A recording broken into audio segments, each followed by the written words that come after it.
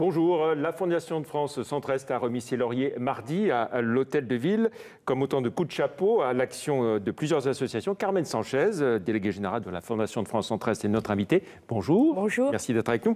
Alors, le président de la République a beaucoup évoqué mardi l'action des associations dans son discours sur la politique de la ville.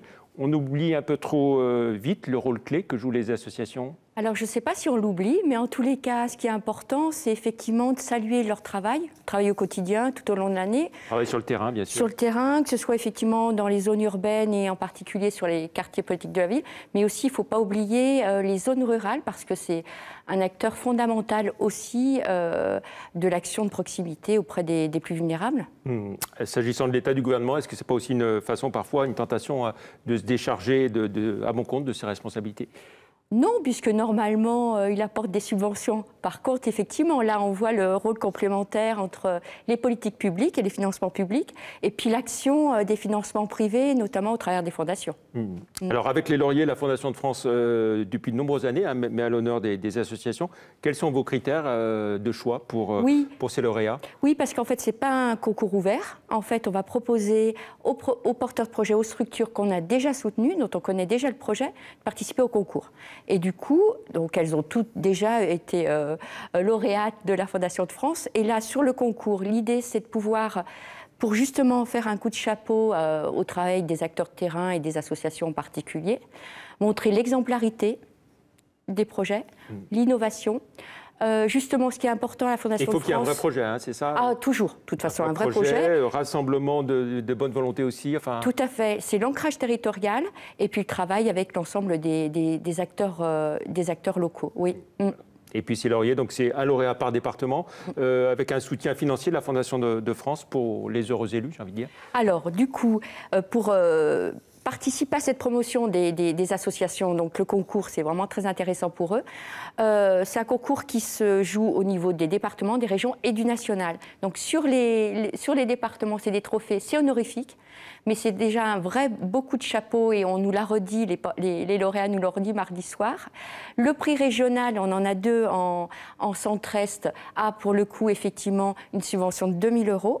Et après, ils participent au concours national. On verra les résultats au mois de juin, avec 6 000 € au total. Voilà. Mardi, c'était Lyon. Il y aura mi-juin Grenoble, hein, pour les autres départements de la région. Alors, dans le Rhône, le gagnant, c'est alors justement, on Lyon 2 l'université Lyon 1. Fait sur les Lyon 1, sur les problèmes de santé alimentaire des jeunes. Oui, en fait, du coup, justement, c'est intéressant. On parlait des associations, mais en fait, il n'y a pas que les associations qui sont au plus près des difficultés. Il y a aussi des services publics, donc du coup, effectivement, le service de soins universitaire de Lyon 1 a remarqué qu'en fait, il y avait une partie de la population étudiante qui souffrait des troubles du comportement alimentaire et qu'il fallait faire quelque chose. Notamment, il y avait tout un gros travail à faire sur le maillage territorial. C'est-à-dire, on peut diagnostiquer les problématiques des jeunes, mais après, elles vont être prises en charge dans le tissu métropolitain. Et il y a eu un vrai beau travail de collaboration avec les services de soins de la métropole.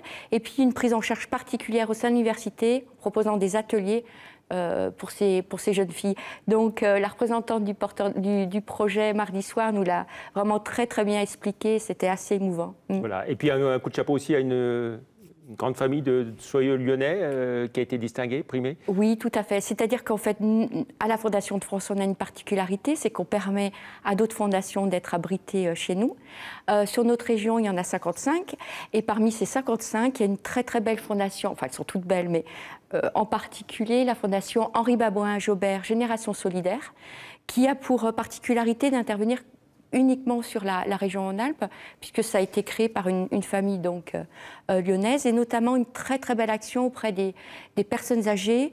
Et l'enjeu pour cette fondation, c'est de soutenir via des projets la qualité ou redonner de la qualité de vie jusqu'à la fin de la vie des personnes âgées. Et du coup, cette fondation a décerné son prix coup de cœur, là, 2 000 € à un établissement de soins près de Vienne, pour tout ce qui est les questions de fin de vie. et le confort jusqu'à la fin de la vie. Donc il y a la Fondation de France en tant que telle, vous l'avez dit, puis les autres fondations qui sont abritées par vous-même. Quelles sont vos prochaines grandes actions alors, il y en ici a au plusieurs. niveau centre-est? Oui, alors dans les actions, on intervient par exemple dans nos programmes sur les questions des maladies psychiques.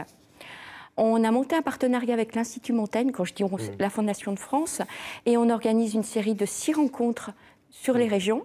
La première rencontre était à Marseille, la deuxième autour des maladies psychiques sera le 5 juillet à Lyon, à la SEPR. Et j'invite tout le monde à voir sur notre site comment s'inscrire. Sur la fin de l'ISF, la solidarité sur la fortune, est-ce que ça veut dire qu'il y a moins de possibilités de défiscaliser, donc moins de dons qui sont faits à la Fondation? Les incitations fiscales se réduisent puisqu'on sera sur les biens immobiliers. Nous, le message qu'on veut faire passer aux donateurs, c'est que la générosité, elle continue. Et effectivement, de toute façon, il y a toujours une part qui n'est pas défiscalisée et cette part, on peut continuer à la donner. Bien sûr. Merci beaucoup, Carmen Sanchez, d'être venue dans l'invité de la rédaction. Merci, au revoir.